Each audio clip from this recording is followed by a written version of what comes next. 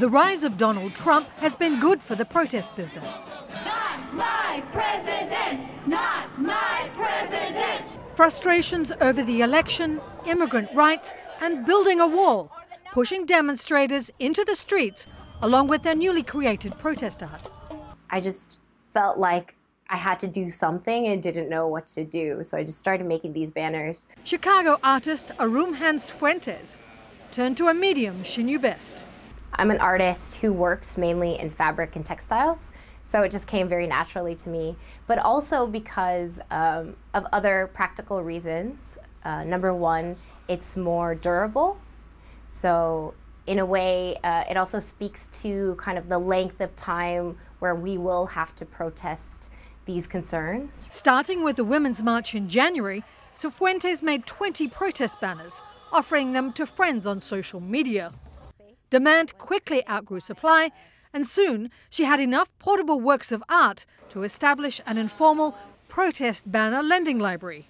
Another important part of the project for me was to create space for people who cannot attend protests, and so they can make a banner that will go out there in protests, and their voices will be out there even if they cannot.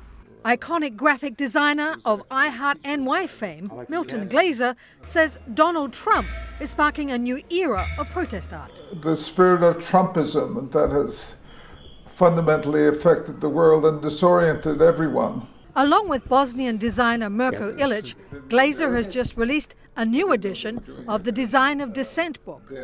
A lot has changed in the world since the first edition 12 years ago, including the Arab Spring, Russian President Vladimir Putin's grip on power, as well as the Trump presidency.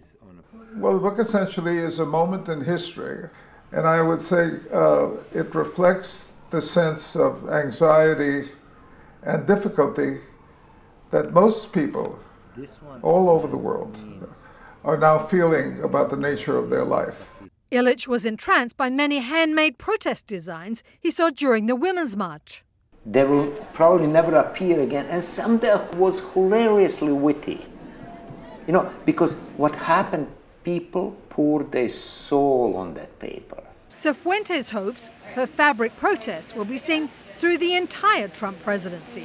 Protest art has a role in society in order to create this space where people can come and express themselves. It is taking action by making something. Wrapping up lending in Chicago soon, Fuentes hopes to move her exhibit and the banner library to Boston and Philadelphia next.